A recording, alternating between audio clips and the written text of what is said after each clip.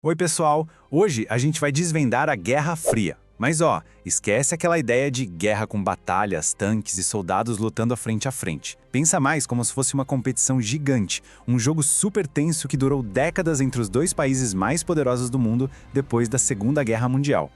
Pois é, essa ideia do parquinho é perfeita para a gente começar a entender. A Guerra Fria foi basicamente isso, um jogo global. Tinha dois times principais, sabe? Só que eles não conseguiam de jeito nenhum concordar com as regras do jogo. Então, ao invés de brincarem juntos, eles começaram a competir em absolutamente tudo. Ok, vamos lá. Para entender qualquer jogo, a gente precisa conhecer os jogadores, certo? De um lado do campo, a gente tinha os Estados Unidos. Do outro lado, a União Soviética. Cada um era como o capitão de um time enorme e cada time tinha um livro de regras, um jeito de pensar totalmente diferente sobre como o mundo deveria funcionar. Então, vamos apresentar oficialmente os times. De um lado, o time EUSS, que defendia o capitalismo. Do outro time, o USS, que defendia o comunismo. E não era só uma rivalidade tipo futebol, não. Eles tinham visões de mundo completamente opostas, e cada um queria provar para o planeta inteiro que o seu jeito era o melhor. E as regras do jogo para cada um eram o oposto mesmo. No time dos Estados Unidos, as pessoas e as empresas podiam ser donas das suas próprias coisas, tipo lojas, fábricas, e na hora de votar, tinha vários partidos para escolher. Já no time da União Soviética, a regra era outra. O governo era o dono de tudo, e partido político só tinha um. Resumindo, um time valorizava a liberdade de cada um e o outro a força do grupo todo junto. Para ficar ainda mais fácil, vamos pensar em uma gincana de pegar doces. No capitalismo, seria assim. Valendo! Quem for mais rápido e se esforçar mais, pega mais doces. Alguns iam terminar com um montão, outros com quase nada. Já no comunismo, um juiz ia falar, peraí pessoal, e pegaria todos os doces para dividir em partes iguaizinhas para todo mundo. A grande questão era, qual jeito é mais justo? E qual deles faz as pessoas quererem se esforçar mais? Essa era a grande briga de ideias.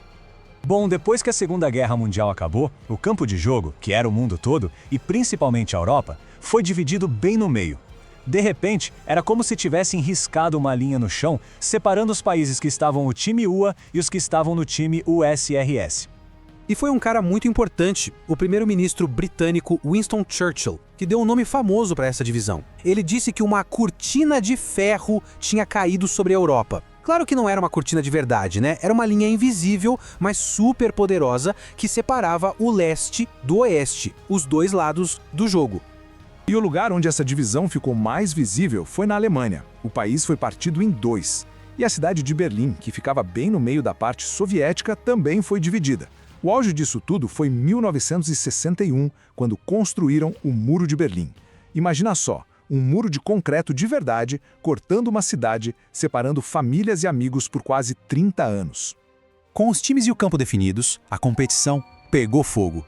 Mas como eles podiam marcar pontos um contra o outro sem entrar numa luta de verdade? Simples, eles competiram em outras áreas. Na tecnologia, na espionagem e até nas coisas do dia a dia. Uma das competições mais famosas e emocionantes foi a corrida espacial. Foi uma disputa de tirar o fôlego. Em 1957, a União Soviética saiu na frente e, lançou o Sputnik 1, o primeiro satélite do mundo. Foi um choque. Depois eles mandaram a cachorrinha Laika. E em 1961, o primeiro ser humano para o espaço, Yuri Gagarin. Mas os Estados Unidos responderam com um desafio enorme. Ah é? Então a gente vai chegar na Lua. E eles conseguiram, em 1969 com a missão Apollo 11. Além dessa competição que todo mundo via, tinha um outro jogo acontecendo, no segredo, nas sombras. E a pergunta era essa: como um lado descobria o que o outro estava planejando? A resposta é uma palavra: espionagem. E é aqui que a história fica parecendo filme. Porque os equipamentos de espionagem que eles usavam eram inacreditáveis. Tinha câmera amarrada em pombos para tirar fotos secretas, pistola disfarçada de batom, moedas que abriam no meio para esconder mensagens e até ratos de mentira para passar informações secretas. Sério, parece coisa de cinema, mas era tudo real nesse jogo secreto. Esse jogo todo influenciou a vida das pessoas de um jeito que a gente nem imagina. Até os brinquedos. Para os meninos, nos Estados Unidos, tinha o G.I. Joe, bonecos de ação, soldados. Para as meninas, tinha a boneca Barbie, que mostrava um estilo de vida mais doméstico. Era como se até os brinquedos estivessem ensinando o papel de cada um naquela sociedade. E o medo fazia parte da rotina. Nas escolas americanas, por exemplo, as crianças tinham treinos chamados abaixar e cobrir. Elas aprendiam a se esconder debaixo da carteira, caso acontecesse um ataque com bombas nucleares. Isso mostra como a tensão da Guerra Fria estava presente no dia a dia de todo mundo, até das crianças. Depois de mais de 40 anos dessa competição maluca, o jogo finalmente acabou. E não foi com uma batalha final, não. Foi mais como se um dos times, a União Soviética, tivesse ficado sem fôlego, sem dinheiro e sem energia para continuar jogando naquele ritmo. E o final foi bem rápido, uma coisa atrás da outra. Em 1985, um novo líder soviético começou a mudar as regras por lá. Em 1989, veio um dos momentos mais emocionantes da história. O Muro de Berlim caiu. As pessoas foram lá e derrubaram o muro com as próprias mãos. E, finalmente, em 1991, a União Soviética se desfez. Fim de jogo. Então, o jogo acabou, e aquela cortina de ferro que dividia o mundo por tanto tempo simplesmente sumiu. O mundo deixou de ser aquele campo de jogo dividido em apenas dois lados. Isso faz a gente pensar, né?